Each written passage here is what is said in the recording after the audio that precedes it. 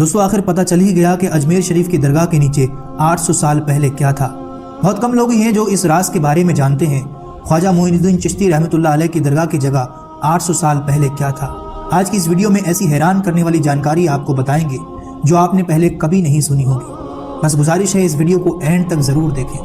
دوستو آج مسلمانوں کی مسجد اور مدرسوں کو توڑتے توڑتے بلڈوزر بابا اور ان کے چیلے غریب نواز کی درگاہ تک پہنچ چکے ہیں۔ مدعوں سے بھٹکانے کے لیے یہ لوگ اب درگاہوں کی خدائی کی مانگ کر رہے ہیں، یہاں تک کہ ہندوستان کی سب سے پرانی اور سب سے بڑی درگاہ کے نیچے مندر ہونے کا دعویٰ کر بیٹھے۔ معاملہ تو تب آگے بڑھا جب ہندوستان کی عدالتوں نے اس معاملے کو ایکسپٹ کر لیا، لیکن اس بے بنیاد دعوے میں کتنی سچائی ہے آئیے ہم جانتے ہیں۔ تقریباً 800 سال پہلے حضرت خواجہ معین الدین چشتی رحمۃ اللہ علیہ کے ہندوستان میں تشریف لانے سے پہلے نہ صرف اجمیر بلکہ ہندوستان کے اتہاس میں کیا کیا دفن تھا ہم آپ کو بتاتے ہیں۔ ہندوستان کے آسمان پر کفر کے کالے بادل چھائے ہوئے تھے، ظلم و ستم کی انتہا تھی، غریبوں اور مظلوموں پر بجلیاں گرائی جاتی تھیں۔ اتنا ہی نہیں، اور اتہاس کو کھودو گے تو ہمیں معلوم چلے گا کہ ایسی ظالمانہ رسمیں جہاں بیٹیوں کو پیدا ہوتے ہی زندہ دفن کر دیا جاتا تھا، بیٹیوں کا گھر میں پیدا ہونا عیب مانا جاتا تھا، دلت اور غریب عورتوں کو اپنا بدن چھپانے کے لیے ٹیکس دینا پڑتا تھا، اور جو ٹیکس نہیں بھر پاتے انہیں سب کے سامنے ننگا رہنا پڑتا،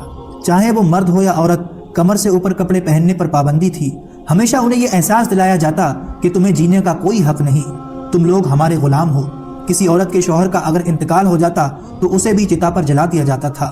بال وواہ جیسی رسمیں جہاں لڑکیوں کی چھوٹی عمر میں شادی کر دی جاتی تھی، یہ رسم ان کا بچپن چھین لیتی اور کبھی کبھی ان کی موت کا سبب بھی بن جاتی تھی۔ دلتوں اور چھوٹی ذاتی کے لوگوں کو نیچا سمجھا جاتا تھا، انہیں سماج سے الگ رکھا جاتا تھا، انہیں مندروں میں جانے کی اجازت نہیں تھی، نہ ہی دھارمک کتابیں پڑھنے کی۔ دہیج پر تھا، شادی کے وقت دلہن کے گھر والوں سے بہت زیادہ مال اور پیسہ مانگنا عام رواج تھا۔ اگر دہیج کی مانگ پوری نہ ہوتی تو عورت کو ستانا بالکل عام بات تھی۔ چھوٹی ذاتی کے لوگوں کے گلوں میں برتن لٹکا دیے جاتے تھے تاکہ جب وہ تھوکیں تو ان کا تھوک زمین پر نہیں بلکہ اسی برتن میں گرے، کیونکہ یہ مانا جاتا تھا کہ ان کے تھوک سے یہ زمین ناپاک ہو جاتی ہے۔ انہیں غلام سمجھا جاتا، ان کے پیٹھ پر جھاڑو باندھ دی جاتی تاکہ ان کے پیروں کے نشان زمین پر نہ دکھیں۔ دوستو کھودتے کھودتے اتہاس کی گہرائی میں جاؤ گے تو ہمیں معلوم ہوگا کہ یہ دلت آدیواسی بھارت کے سب سے پہلے رہنے والے مول نواسی ہی تھے، جبکہ آریہ سماج اور برہمن مدھیہ ایشیا سے بھارت میں آئے ہوئے تھے۔ یہ وہی جگہ ہے جہاں آج ترک لوگ رہتے ہیں۔ یہی لوگ بھارت میں آ کر یہاں کے رہنے والے دلتوں کو اپنا غلام بنا لیا۔ سرکار غریب نواز معین الدین چشتی کے بھارت میں آنے سے پہلے بھارت کو صرف ایک کھلونا سمجھا جاتا تھا، نہ عورت کی عزت تھی، نہ حق ملتا تھا، نہ ہی انسانیت کا لحاظ کیا جاتا تھا۔ عورت بس ایک نوکر بن کر رہتی تھی۔ معصوم چہرے والی اس ننھی سی جان کو زندہ دفن کر دیا جاتا تھا، جس کے بعد معصوم بچیوں کی سسکیاں رنگ لائیں، غریبوں کی آہا پکار عرش الہی سے ٹکرا گئی، مظلوموں کی دعاؤں پر اللہ کو رحم آ گیا، اور ہندوستان میں روشنی اور امید بن کر رسول اللہ صلی اللہ علیہ وسلم کا ایک شہزادہ، اللہ کا محبوب ولی، غریبوں کا حامی، دکھیاروں کا دکھ دور کرنے والا، حقداروں کو ان کا حق دلانے والا، عورتوں کو ظلم و ستم سے بچانے والا، اسلام کا نور لے کر ظلم اور کفر کے اندھیروں کو دور کرنے کے لیے اللہ کے حکم پر حضرت خواجہ معین الدین چشتی رحمۃ اللہ علیہ ہندوستان میں تشریف لائے۔ آپ ہندوستان میں اسلام لائے۔ آپ نے آتے ہی عورتوں کے مقام کو بلند کر دیا۔ ماں ہو تو پیروں کے نیچے جنت ہے، مگر بیٹی ہو تو اللہ کی رحمت ہے، بیوی ہو تو برکت اور سکون کا ذریعہ ہے۔ اسلام کی دعوت دیتے ہوئے درس آپ نے ہندوستان کے لوگوں کو دیا۔ عورتوں کا بھی جائیداد میں حق ہے، یہ بات آپ نے لوگوں کو بتائی۔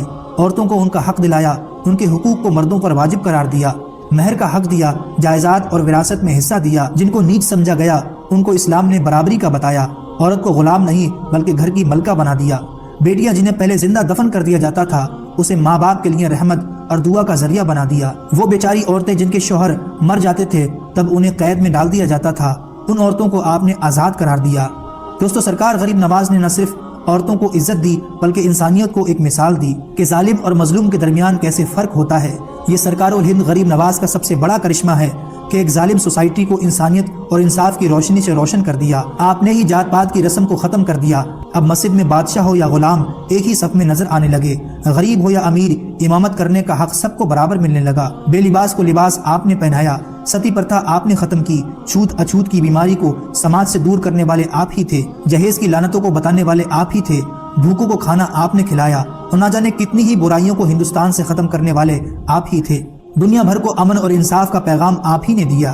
یہ ہے حضرت سرکار غریب نواز رحمۃ اللہ علیہ کی درگاہ کا 800 سال پہلے کا اتہاس۔ 800 سالوں سے سلطنتیں اور حکومتیں بدلتی رہی ہیں، لیکن ہندوستان کے بچے بچے کے دل میں آپ ہی کی حکومت ہے۔ کرسیاں بدلتی رہیں گی لیکن کرسی پر چاہے کوئی بھی بیٹھے، راجہ تو میرا خواجہ۔ اگر آپ اس کلام کو سنتے سنتے آخر تک پہنچ چکے ہیں تو ظاہر ہے آپ کو یہ کلام پسند آیا ہوگا۔ اسی طریقے کے اور کلام سننے کے لیے ہمارے چینل کو سبسکرائب کیجئے اور بیل آئیکن پریس کر دیجئے۔